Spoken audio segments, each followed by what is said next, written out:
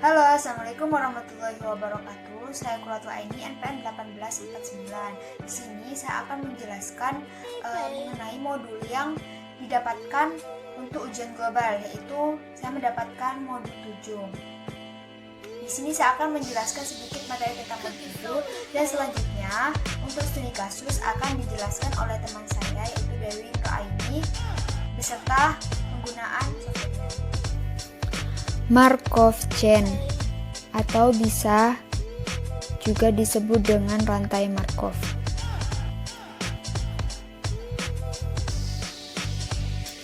Rantai Markov atau Markov chain adalah suatu teknik matematika yang biasa digunakan untuk melakukan pembuatan model atau modeling bermacam-macam sistem dan proses bisnis.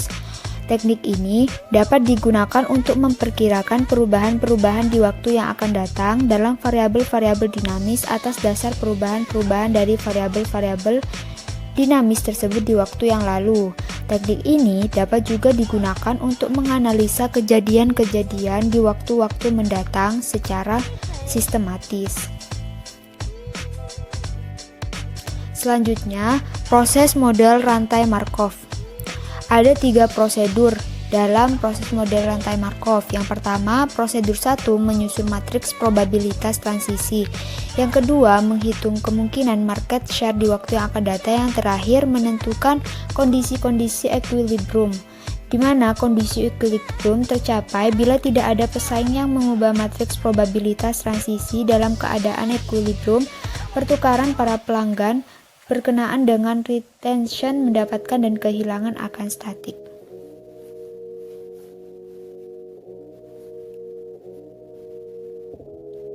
Selanjutnya, sifat-sifat rantai Markov. Yang pertama, memiliki jumlah state yang terbatas. Yang kedua, memiliki sifat Markov.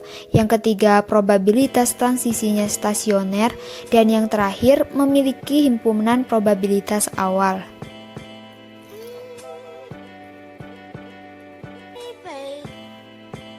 Selanjutnya, klasifikasi state dalam rantai Markov. Berikut ini merupakan beberapa definisi yang berkaitan dengan state-state dari rantai Markov. Yang pertama, dapat dicapai atau aksesibel. State J dapat dicapai atau aksesibel dari state I berarti bahwa sistem bisa mencapai state J jika berangkat dari state I. Yang kedua, berkomunikasi atau communicate, di mana jika state J dapat dicapai dari state I dan state I dapat dicapai dari state J, maka state I dan J dikatakan berkomunikasi atau communicate. Selanjutnya, tak dapat direduksi atau irreducible. Rantai Markov dikatakan irreducible jika hanya mempunyai satu kelas saja, jadi semua keadaan saling berkomunikasi. Selanjutnya, absorbing. Suatu state I dikatakan sebagai state yang absorbing jika probabilitas transisi satu langkah PI sama dengan 1.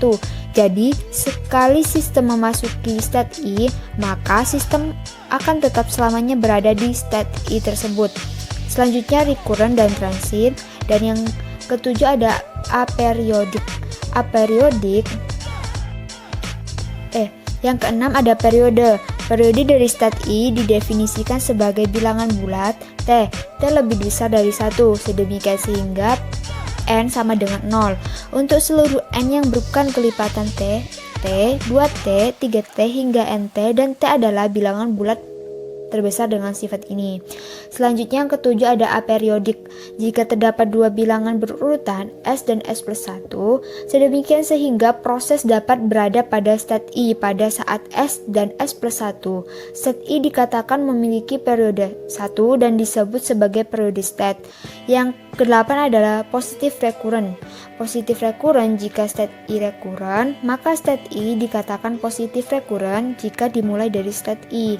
Waktu harapan sampai proses kembali lagi ke state I adalah terbatas. 9 adalah null recurrent. Jika state I recurrent tetapi tidak positive recurrent, maka state I adalah null recurrent. Yang terakhir ada ergodic. Ergodic jika suatu state bersifat positive recurrent dan aperiodic, maka state tersebut disebut ergodic.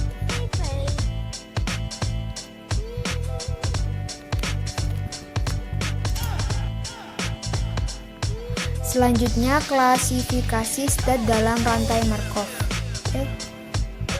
Selanjutnya, syarat-syarat.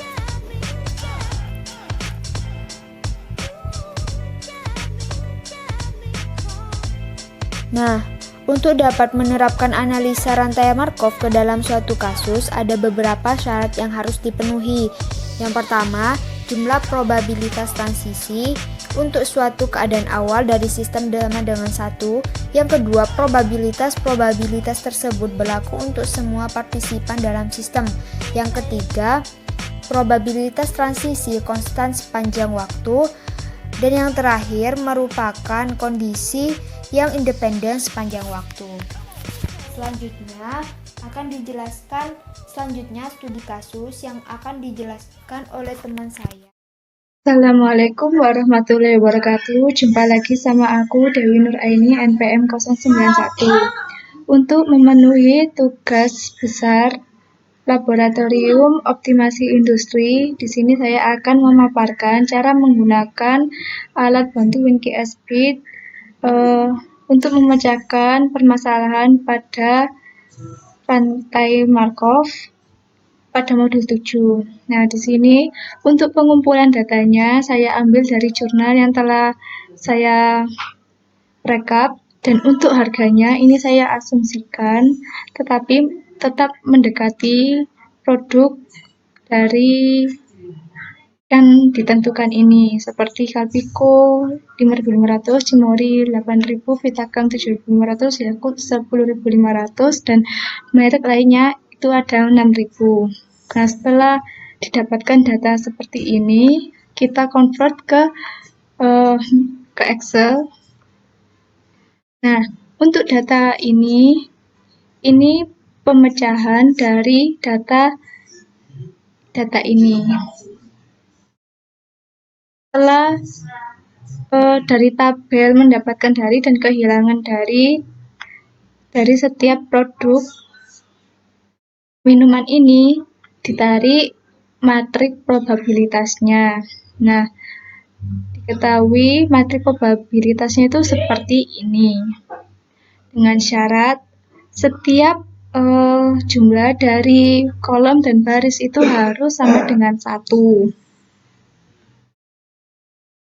Setelah itu kita menarik inisial probabilitasnya. Nah, inisial probabilitasnya itu didapatkan dari dari 11 dibagi 100, 30 dibagi 100, 5 dibagi 100, 51 dibagi 100, dan 3 dibagi 100. Nah, data ini yang nantinya akan kita gunakan untuk pemecahan masalah menggunakan alat bantu WinKSP-nya. Dan langsung saja kita ke WinKSP-nya.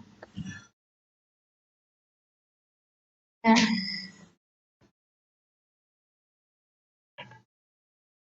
ini data yang sudah aku masukin tadi. Yang dari Excel aku masukin satu-satu dengan yang di Excel tadi. Untuk state cost-nya itu yang harga yang telah aku asumsikan tadi. Setelah itu, setelah kita menginputkan data ke WinKSP-nya, pastikan jumlahnya itu tadi 1 ya. Kalau tidak 1 nanti programnya tidak akan berjalan. Lalu kita klik ini. Nah, ini tuh output dari alat bantu WinKSP-nya. Nah, diketahui untuk state probability untuk produk Kalpiko dari presentasi kondisi pelanggan dari produk Kalpiko ini sebesar 0,2 atau sebesar 20%. Untuk produk Cimori, presentasi kondisi pelanggannya itu sebesar 0,2% juga atau 20%. Dan untuk Vitacam juga sebesar 0,2 atau 20%. Serta Yakult dan lainnya itu juga 0,2 atau 20%. Untuk recurrence time ini merupakan prediksi pada bulan keberapa produk itu akan berpaling pada produk yang dituju, produk yang dimaksud maksudnya. Seperti Kalpiko untuk bulan kelima, untuk 5 bulan ke depannya itu akan diprediksi akan berpindah ke merek lain. Cimory juga 5, Vitacam, Yakult dan lainnya juga akan diprediksi untuk 5 bulan ke depan akan berpindah ke merek lainnya. Untuk expected ini merupakan perkiraan pendapatan yang akan diperoleh itu sebesar 7.500.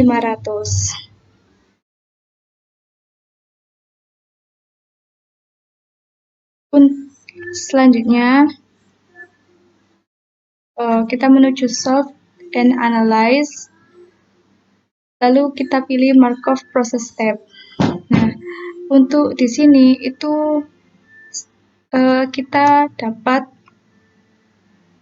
memperkirakan pendapatan pada masing-masing produk pada bulan pertama hingga bulan kelima. Seperti ini, pada bulan pertama untuk prediksi yang akan berpindah nanti itu sebesar ini. Dan untuk perkiraan pendapatan yang akan diterima itu sebesar 7.272,375. Untuk bulan kedua seperti ini. Ini untuk prediksi bulan merek yang akan berpindah ke merek lain serta prediksi pendapatan yang akan diperoleh. Ini bulan ketiga.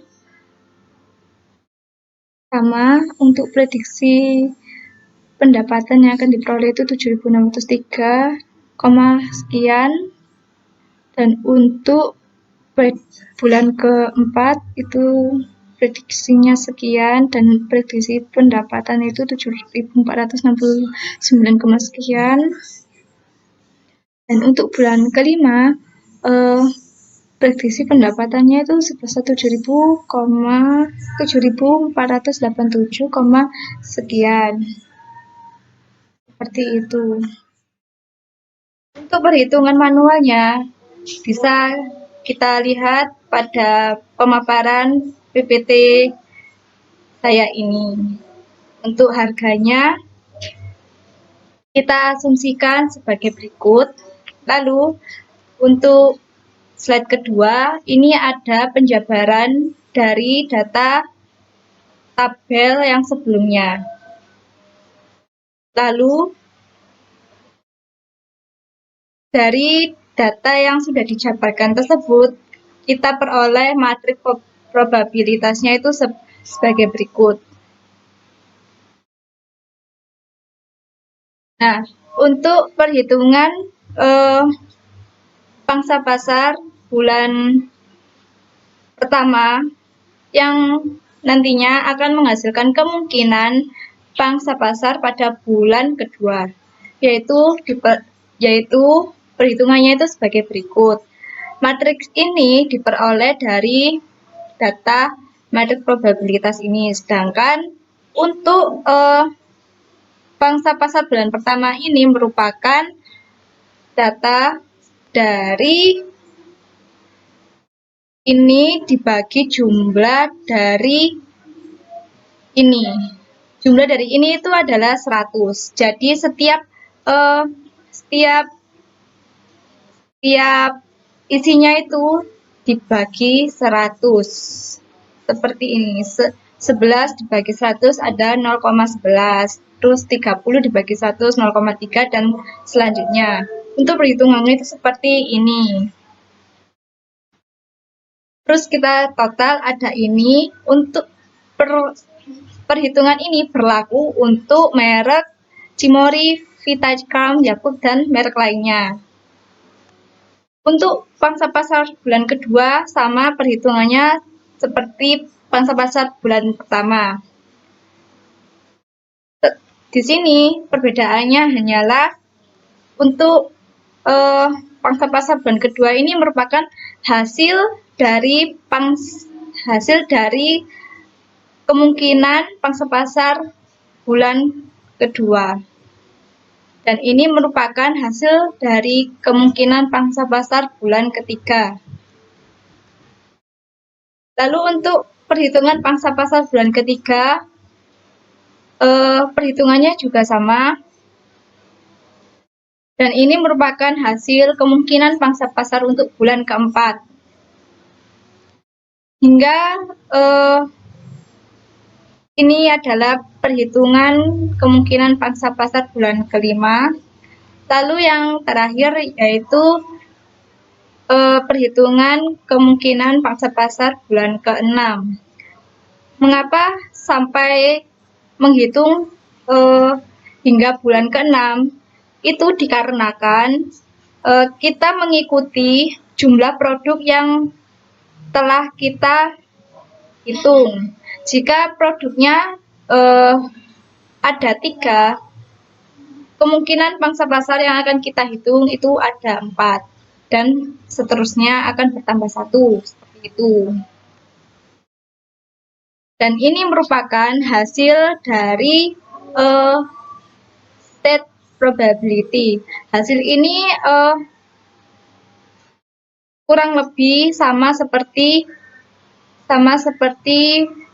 di alat bantu WinKSB. Seperti itu. Sekian pemaparan dari saya. Apabila ada salah kata mohon dimaafkan. Wassalamualaikum warahmatullahi wabarakatuh.